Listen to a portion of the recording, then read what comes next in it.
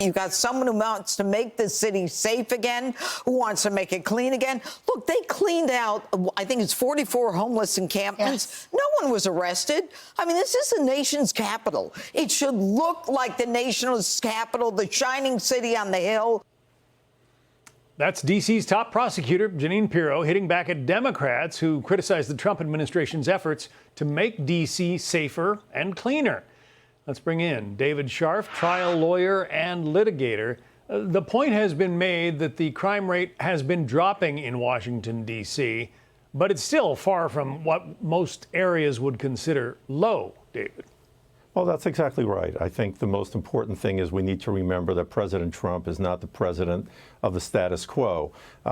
If things could be better, especially for black and brown communities, he's going to want to bring about those changes. And that's exactly what the Attorney General is saying. That's exactly what the president is trying to accomplish. How do we make things better for the communities? He has ran on a platform of reform.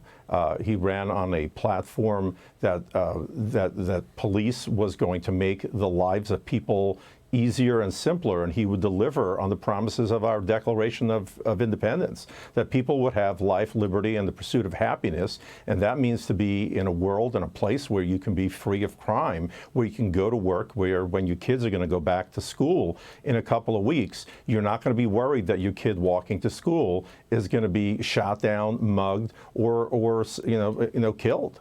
Well, and I think we all remember after the George Floyd death, and when the rioters were tearing apart cities like Minneapolis, Governor Tim Walz could have called in the National Guard right from the get-go, but he waited quite a while to get it done.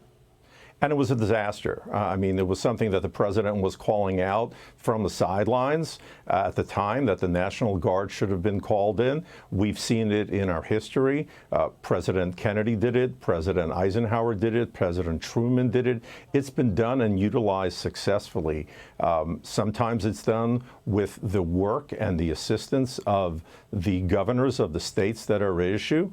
But here in D.C., President Trump is the commander-in-chief of the militia of D.C., and he gets to operate through the Secretary of Defense and can lawfully deploy the National Guard to protect people, to protect infrastructure, to protect and enforce federal laws such as drug laws, arms laws, racketeering laws, Hobbs Act, which protect people from gangs and extortion and things of the like. The president has at his disposal in D.C. a tremendous array, and he's getting support from South Carolina, from West Virginia, in order to be able to change that status quo, to make things better for the people of D.C. Let's remember, the eyes of the world are on D.C. every single day. Just look at the national and international news. And D.C. should be a beacon where people feel safe. When diplomats come there, they don't have to be worried about being gunned down outside an event. When people come as tourists, they need to feel safe when they walk through Washington Union Station. When people are walking around the Capitol and the Capitol Mall, they should feel safe because there is a presence and a stature that the National Guard provides to support the D.C. police. And this isn't supplanting. Yeah, and from the video we're seeing, this isn't a case where the Guard is riding around in Humvees patrolling neighborhoods. They are establishing cordons, establishing perimeters, and allowing the D.C. police to do the patrolling. Exactly, and what we need to remember, most crime happens furtively, secretively, when there is no law enforcement presence.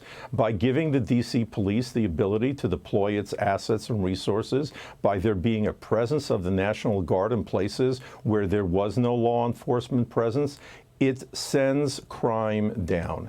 And it allows people to come out. It allows people to go about their business. It allows small business owners to feel safe in terms of what they're going out and they're doing and trying to earn a livelihood. I mean, that's the American dream that the President Trump is trying to protect. What about the argument in our last 30 seconds that the president is somehow exceeding his authority here?